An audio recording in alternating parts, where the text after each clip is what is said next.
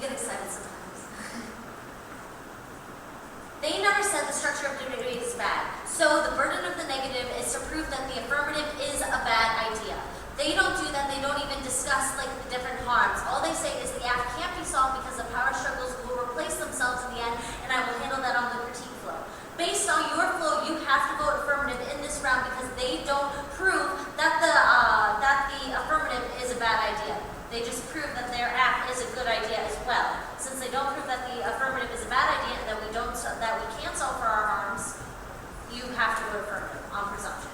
The liberal definition of torture is bad because it harms the detainees both mentally and physically. They don't solve that, causing them to lose their individual value of life. Since they don't have an individual value of life in the status quo, they can never be part of the interdeterminacy that they always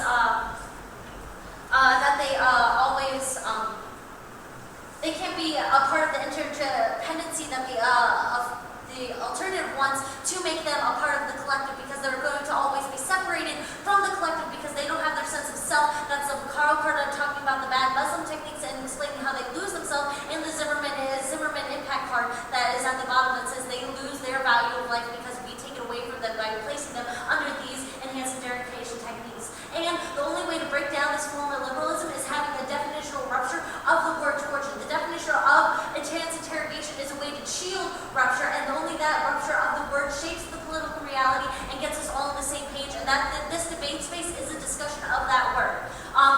They don't say that discourse is key to informed policymaking, and that discourse comes first in this debate, and that the internal link on the onto-politics debate and the structure of liberalism normalizes the subjects to answer the questions that are predictable and predetermined ways, which means we're not able to converse with others on the same playing field. So extend minority card that you have to look at discourse first, and the only way to break down liberalism is through the discourse, and since they don't examine their discourse or examine our discourse or say why our discourse is uniquely bad or can't solve for liberalism, you always have to say that they break down that power structure. We solve for the breaking down of liberalism. We solve for these detainees not to be tortured in the status quo anymore. They don't solve for those. Those are two harms that you can vote on at the end of the round. They don't do any impact claiming, or they don't solve for any of our advantages at the end, so you're always going to vote onto the K. First they say being debaters silence. We don't silence them in this community, so you're going to view this round in a vacuum. And since they were able to read their act without interruption or any offenses from us as a negative team, affirmative team, that you're going to ignore this first part of the debate being silence, and they never said why the structure of the debate matters, so you're going to still view them as a point by point who has the better arguments at the end of the round.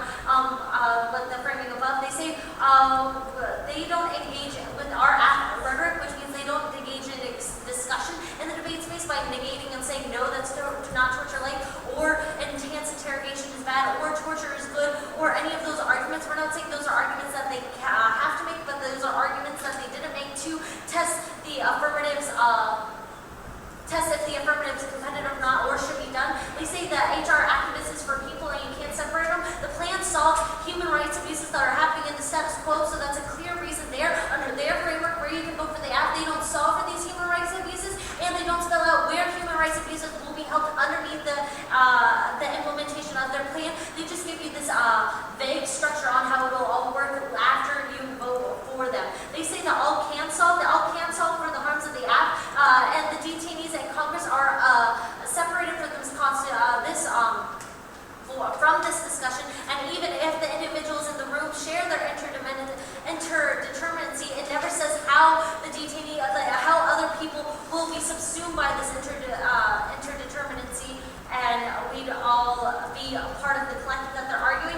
They don't explain their dresser arguments that they don't explain the impact of the dresser argument, so you have no reason why you're voting for the ALF. They say the ALF will fail to sail, the impacts to people will always corrupt the power, but there's no reason to why changing statute 2340 specifically in this debate round is a corruption of that power and how they'll want to take it back and make the impacts worse in that round. I don't necessarily know how that card works in the terms of the affirmative, and you shouldn't give them their vague extension of the card and saying that the ALF doesn't solve. Since they don't interact with the intricacies of the affirmative, you can never say that the affirmative is a bad idea or that we don't solve, and this argument is displayed too late in the round for you to fully get a grasp of what the card means or how it interacts with the specifications of the act. Onto the link debate.